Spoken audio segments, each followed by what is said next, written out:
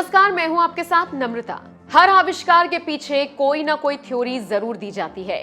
हालांकि इतिहास में कई ऐसे आविष्कार हुए हैं जिनके पीछे की वजह आज तक साफ नहीं है।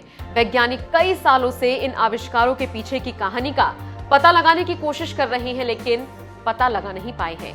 आज हम आपको ऐसे ही 10 आविष्कारों के बारे में बताने जा रहे हैं। Greek fire. ईसा मसीह के जन्म के लगभग 672 साल बाद रोमन साम्राज्य ने एक अनोखे तरह के हथियार का आविष्कार किया जिससे आग निकलती थी। ये हथियार बड़ी नाव या शिप में लगाकर अपने दुश्मन पर हमला किया जाता था। इस आग का तेज इतना था कि ये चंद मिनटों में दुश्मन के जहाज को जलाकर राख कर सकती थी। इस आग की खासियत ये थी कि ये पानी पर भी जलती रहती थी। आज तक वैज्ञानिक ये नहीं पता लगा पाए कि ग्रीक फायर किस चीज से बनाई गई थी।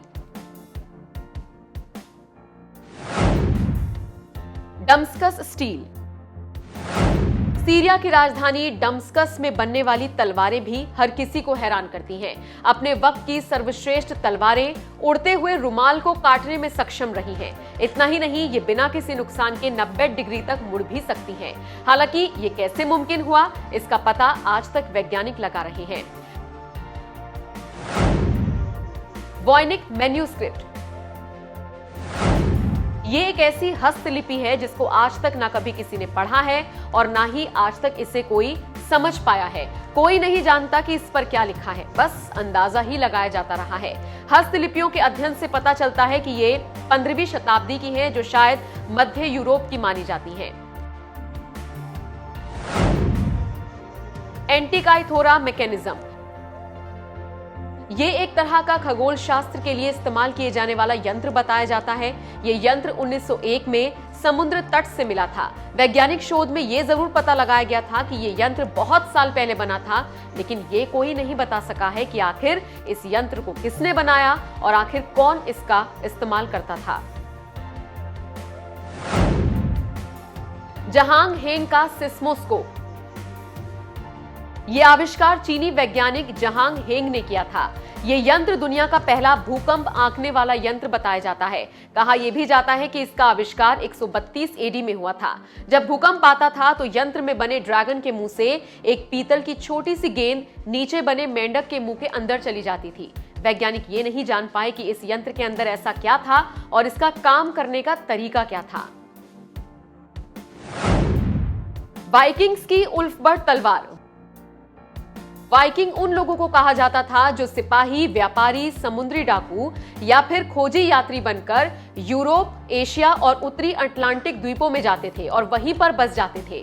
कहा जाता है कि वाइकिंग्स की ये तलवार डमस्कस के लोगों ने बनाई थी। इन तलवारों के पीछे का डिजाइन ऐसा क्यों रखा गया था या फिर ये किस काम आती थी, ये किसी को आज तक नहीं पता। दिल्ली का लौह स्तंभ। कुतुब मीनार परिसर में लौह स्तंभ स्थित है। इतिहासकारों का मानना है कि यह स्तंभ 912 ईसा पूर्व में बनवाया गया था। वैज्ञानिक आज भी इस स्तंभ के बारे में ये नहीं पता लगा पाए हैं कि इस पिलर पर जंग या फिर रस्ट क्यों नहीं लगता। वैज्ञानिकों का मानना है कि पिलर के लोहे में फास्फोरस पाया जाता है और सल्फर और मैग्नीज गायब है। शायद इस वजह से जंग नहीं लगता होगा।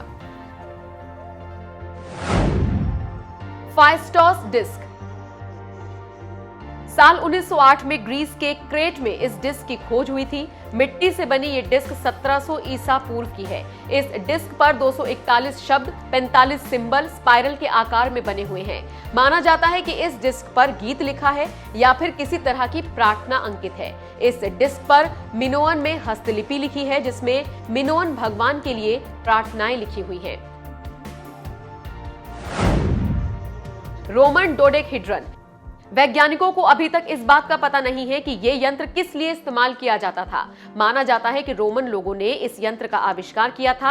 हालांकि किस लिए किया था, क्यों किया था और कैसे किया था, यह किसी को नहीं पता। कोस्टा रिका की गोल चट्टानें। वैज्ञानिक अभी तक इस बात का अंदाजा नहीं लगा पाए हैं कि कोस्टा रिका की ये बड़ी और गोल चट्टानें किस काम आती थी। 200 बीसी से 800 एडी के बीच इस चट्टान के विकास को माना जाता है।